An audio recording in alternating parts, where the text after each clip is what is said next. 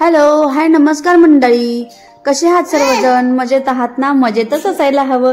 मी स्वाती तुम्हा सर्वांचं आपल्या चॅनलच्या एका नवीन व्हिडिओमध्ये पुन्हा एकदा अगदी मनापासून स्वागत करते। तर आम्ही चाललेलो आहोत फिरायला, हे मी तुम्हाला कालच्या व्हिडिओमध्ये सांगितलेलंच आहे आणि सगळी शॉपिंग तुम्हाला मी शेअर केली होती, काय काय शॉपिंग केली ती।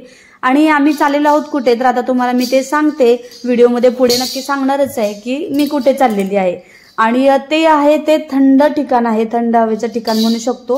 म्हणजे आपल्या इकडे जसे इंडियामध्ये कुल्लू मनाली टाइप अशा प्रकारची जी ठिकाणं आहेत तशा टाइपचं हे ठिकाण आहे आणि खूप मजा येणार आहे। कारण आम्ही शरू सोबत म्हणलं तर पहिल्यांदाच असं काहीतरी चाललेलं आहोत थंडीच्या ठिकाणी आणि थंडीच्या दिवसामध्ये। त्याच्यामुळे त्याच्या दृष्टिकोनातून शरूसाठी खरं तर जास्त कपडे मी सोबत घेते आणि तेच पॅकिंग अगदी व्यवस्थित करते की लास्ट टाइम त्याचे खूप हाल झाले होते, तर असं व्हायला नको। तर पॅकिंग झाली आणि आता हे दुसऱ्या दिवशीचं मी तुम्हाला दाखवते, कारण रात्री मी पॅकिंग निम्मी करूनच ठेवली होती बरीचशी।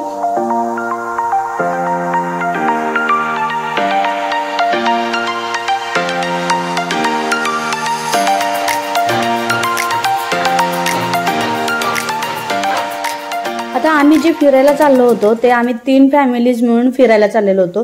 तर प्रत्येकाने काही ना काहीतरी घेऊन यायचं खाण्यासाठी असं ठरलेलं होतं। मग मी बनवत होते ते बुर्जी आणि पाव माझ्याकडे होतं, सकाळच्या नाश्त्याची सोय होती ती आमची, त्यामुळे मग बुर्जी मी बनवणार होते। तीच माझी सकाळी सकाळी गडबड चालू आहे, बुर्जी बनवते मी। झालं काय की मी एवढ्या क्वांटिटीमध्ये कधीच बुर्जी वगैरे काही असं बनवलेलं नाही, त्याच्यामुळे माझी थोडीशी गडबड उडत होती तारांबळ। आणि झालं होतं आदल्या दिवशी पण आम्हाला शॉपिंग करून यायला खूप वेळ झाला आणि झोपायला पण आम्हाला 1:30 वाजले, त्याच्यामुळं काय झोप पण झाली नव्हती। 4 तास झोपलो होतो फक्त आणि सकाळी उठून हे सगळं आवरून जायचं होतं। कारण बाहेर जायचं असेल तर बघा वेगळीच एनर्जी असते आपली, फिरायला जायचं असेल तर तेव्हा सगळं चालतं, सगळं काही आपण ऍडजस्ट करत असतो, कारण आपण फिरायला जाणार असतो, मजा करणार असतो। त्याच्यामुळे ते सगळं चालून गेलं। आता वीकेंडचा दिवस असेल तर नाहीतर एवढ्या लवकर कधी उठतच नाही आणि त्यातल्या त्यात जर रात्री उशिरा जर झाले असेल झोपायला तर मग विचारायलाच नको, सकाळी लवकर उठणं होणारच नाही। पण आज लवकर उठलं होतं या बहाण्याने तरी सगळेजण, आणि पटापट चला आता बुर्जी बनवून घेते। आणि फक्त एवढीच की टेस्टला छान व्हावी आणि सगळं व्यवस्थित पडावं, कारण एवढी क्वांटिटी कधीच केलेली नाही, तर त्या ह्याने चांगली झाली तर सगळ्यांनाही मजा येईल खायला।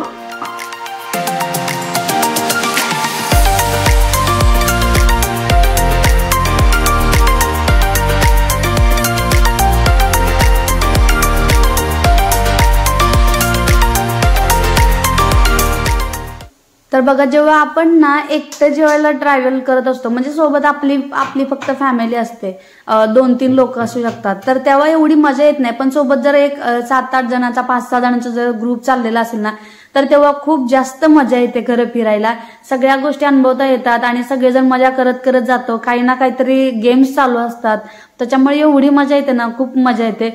आणि तशाच पद्धतीने लकीली आम्हाला अशी एक फॅमिली इथं मिळालेली आहेत, 2 फॅमिली, त्याच्यामुळं आम्ही असं मिळून जातो कुठं जायचं असेल तर। आम्ही खरं तर त्यांच्या नंतर आलेलो आहोत इथं, त्यामुळे उशिरा आमच्या त्यांच्यासोबतचे ट्रिप चालू झालेले आहेत, ते आधीच होते इथं। पण आमची ओळख झाली त्या कारणानं आणि निमित्त झालं हळदी कुंकवाचं म्हणू शकतो, एकमेकांच्या घरी येणं जाणं होतं तेव्हा ओळखी वाढतातच, आणि तशा पद्धतीनं आमचंही झालं आणि पटकन आम्हालाही अशा काही माणसं भेटली की आम्ही त्याच्याबरोबर इकडचं सगळं काही बघू शकतो, कारण आम्हालाही जास्त काही माहिती नाहीये इकडचं आणि काय बघावं, कुठे जायला पाहिजे, कसं जायला पाहिजे, तिकडच्या सगळ्या सोयी वगैरे सगळ्या काही गोष्टी असतात बऱ्याच। तेव्हा आपण एकटं ज्यावेळेला जातो म्हणजे सिंगल फॅमिली, तेव्हा ते सगळं ऍडजस्ट होणं पॉसिबल नसतं, काही ना काहीतरी प्रॉब्लेम्स येतात, बाबा आपल्या हेल्पला कोणी नसतं। 1-2 फॅमिली असले की काही प्रॉब्लेम्स आले तर एकमेकांना हेल्प करून आपलं सॉल्व्ह होतं सगळं, त्याच्यामुळे बरं वाटतं सगळ्यांच्या सोबत जायला। आणि आता बघा इकडे अंड्याची भुर्जी बनवायला घेते पटापट। इथे मी 12-13 अंडी पहिल्यांदा घेतली होती की जेणेकरून पुरेल मला वाटलं ही भुर्जी, म्हणून मी आता तेवढी करून घेते। पहिल्यांदाच एवढी क्वांटिटी बनवते, खरं तर सांगितलं मी तुम्हाला, त्याच्यामुळे मला थोडंसं असं प्रेशर आलंय। आणि मागच्या वेळेस काय माझ्याकडे सुकी भेळ होती ना, त्याच्यामुळे बनवायचं असं काहीच नव्हतं, आणि आता यावेळेस बनवते, बघूयात कशी बनते आता। चला तर पटापट भुर्जी बनवून घेऊयात मग।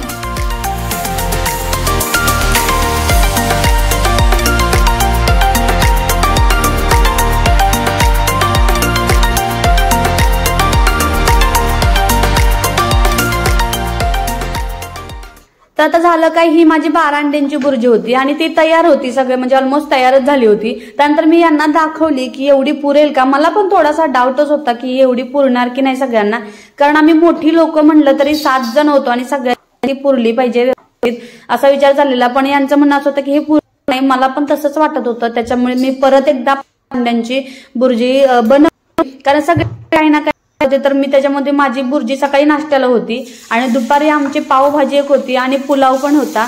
सोबत भेळेचं पण सगळं सामान घेतलेलं, त्याच्यामुळे ते पण सगळं होतं. अशा बऱ्याचशा गोष्टी होत्या, पण नाश्त्यासाठी एकच आयटम होता. त्याच्यामुळे जरा बुर्जी पुरेल अशा पद्धतीनं बनवावी, कारण पाव असतील सोबत तर थोडंसं जास्त जातं. सकाळी सकाळी कोणच नाश्ता करून वगैरे येत नाही एवढ्या गडबडीत. तर म्हटलं चला आता मग थोडी एक्स्ट्राचीच बनवून घ्यावी, म्हणून परत एकदा बुर्जी बनवायला घेतलं. सोबतच मी काय केलं होतं, एका बाजूला शरूसाठी डाळ खिचडीचा कुकर केला आणि सोबत 2 ठेवली होती की आणखी एक छोटी बाळ आहे तर मुलगी आहे, तर तिच्या दोघांनाही खाता यावी अशा पद्धतीने, म्हणजे कोण खाईल ते. मुलांचे पण हाल होता कामा नये, कारण आपण त्यांना बुर्जी वगैरे हे खातीलच, पण जर नाही खाल्लं त्यांनी बायचान्स तर आपल्याकडे असं पण काहीतरी फूड असावं की संध्याकाळपर्यंत त्यांना सर्व छान करता येईल, त्यांना पण भूक त्यांची भागेल, त्यांचे पण हाल होणार नाहीत. म्हणून मग डाळ खिचडी मी भरपूर अशी बनवली होती आणि अंड्यांचं उकडून घेतलेले, म्हणजे अधूनमधून त्यांना देता येईल असं. आणि ज्यूस वगैरे तर सोबत. आणि बाहेर गेल्यावर मुलांचं असं असतं की चिप्स वगैरे वरचं खाणं, आता त्याच्या शरूचं पण चालू झालंय. त्याच्यामुळे वरचं खाणं चिप्स वगैरे हे तर त्यांचं चालूच असतं, कारण आपण जे खातोय ते त्यांना दिसलं की ते त्यांना पाहिजेच आहे. आणि बाहेर गेलं की मुलांना जास्त अडवता पण येत नाही तेवढं, त्याच्यामुळे आता ते पण त्याचं चालूच होतं, तर ते पण सोबत होऊन जाईल.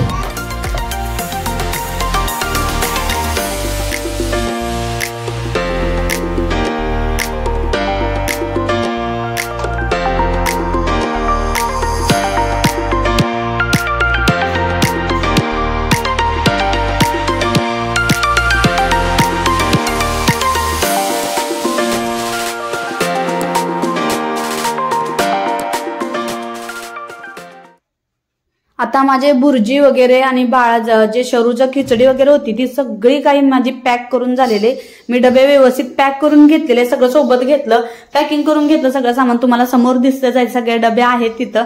आणि मी पण त्याच्यानंतर आंघोळ वगैरे केली, फ्रेश झालं. पण शरू अजून झोपलेला आहे, पण आमचा विचार असा झाला की त्याला उठवायलाच नको, कारण काल रात्री आम्हाला झोपायला एवढा उशीर झालाय ना की त्यांची पण आपली एक वेळ ठीक आहे, आपण तेवढं ऍडजस्ट करू शकतो, पण मुलं परत एवढी चिडचिड करतात जर झोप झालेली नसेल तर. त्याच्यामुळे त्याला आज काही उठवलंच नाही. त्याला आंघोळ तर नाहीच नव्हतीच आज, पण फ्रेश पण नव्हता केला आहे, असंच कालच्याच कपड्यांवर न्यायचं जर तो उठला नाही तर, असा आमचा विचार चाललेला. आणि जे पण त्याची कपडे जेवढी काही भेटतील हाताला लागतील तेवढी सगळी मी बरीचशी घेतली होती. जवळपास त्याचे 3-4 कपड्यांचे जोड घेतले होते, म्हणजे मला ना त्याला थर्मल घ्यायचं होतं थंडीसाठी म्हणून, पण ते मला थर्मल काही मिळालं नाही. म्हणून मी जे पण त्याचे अंगाबरोबरचे छोटे छोटे कपडे होते ना ते सगळे पहिल्यांदा घेतले, जेणेकरून ते आतून घालता येतील आणि परत वरून दुसरं काहीतरी घालायला येईल आपल्याला. अशा पद्धतीने मी त्याची सोय केलेली होती व्यवस्थित. तर चला आता गडबड तेवढी चाललेली आहे, पॅकिंग जर झालंय, सगळं काही झालंय. आता फ्रेश होतं, यांचं पण थोडीशी गडबड चाललेली आहे आवरायची. आणि जसं जसं लक्षात येईल तसं तसं जे पण काही सामान भेटते अजून लक्षात येईल तसं अजून मी ऍडच करते बघा त्याच्यामध्ये. सगळे तयार पण झाले. सकाळचं टायमिंग होतं आमचं 8चं, कारण जेवढं जरा लॉंग डिस्टन्स आहे, ड्रायव्हिंग करायला पण प्रॉब्लेम येतो, थांबत थांबत केलं तर बरं पडतं. त्याच्यामुळे आम्ही असं ठरवलं होतं की सकाळी शार्प 8ला जर निघालं तर आपल्याला पुढे थोडंसं थांबता येईल आणि आपण वेळेत सगळं करू, अशा पद्धतीनं आमचं प्लॅनिंग होतं. पण झालं काय की रात्री आम्हाला उशीर झाल्यामुळं, आणखी एक फॅमिली होती आमच्या बरोबर काल रात्री, आणि आम्हाला दोघांना यायला उशीर झाल्यामुळं झोप कोणाचीच नव्हती. मुलं पण खूप त्रास देत होती झोपताना रात्री. त्याच्यामुळे असं झालं की उठायला पण तसाच बराचसा उशीर झाला, पण अर्धा तासच लेट झाला. 8:30ला तरी आम्ही निघालो होतो सगळेजण, आणि 8:30 पर्यंत निघाल्यामुळं तेवढा असं काही प्रॉब्लेम आला नाही. आणि पटापट चालायचा आता बाहेर निघतो, कारण मला सतत फोन येत आहेत की बाबा झालंय आमचं, या खाली म्हणून. तर सगळेजण आलेत खाली, तर चला मग आता जाऊयात खाली सगळेजण आणि पुढच्या प्रवासाला छान अशी सुरुवात करूयात.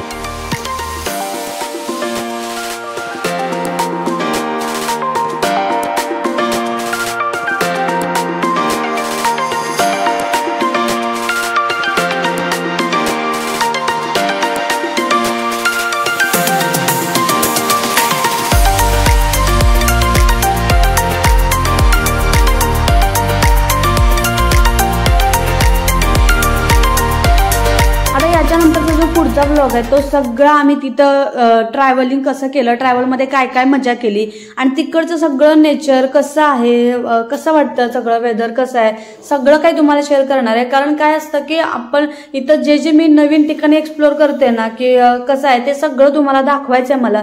कारण ओमानमध्ये काय काय आहे, कसं वातावरण असतं आपल्याला माहितीच आहे. इथं समर नेहमी असतो, थंडी जास्त वाटत नाही एवढीशी. मग आपल्या इकडच्या सारखं एखादं थंड हवेचं ठिकाण इथं आहे तर ते कशा प्रकारचं आहे हे सगळं मला तुम्हाला दाखवायचं आहे. तर आणि तुम्हालाही बघायला मजा येईल, कारण मी पण पहिल्यांदाच बघते. तर चला आता जाता जाता स्वामींच्या मस्त पाया पडूयात, स्वामींना सांगूयात चला आमच्यासोबत व्यवस्थित प्रवास करून घ्या, व्यवस्थित घरी सुखरूप घरी घेऊन या आणि चला आता पुढच्या जर्नीला सुरुवात करूया.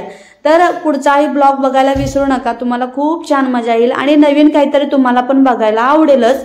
कारण आपण नेहमी अशा ठिकाणी जात नसतो, तर तिथं काय काय घडतं, काय काय नवीन असतं, या सगळ्या गोष्टी बघायला आपल्याला नेहमीच आवडतं. चला तर मग आता भेटूया आपल्या जबल श्यामच्या पुढच्या ट्रिप सोबत. सर्वजण एन्जॉय करा. चला तर आजचा व्हिडिओ इथं सेंड करते. चला बाय बाय.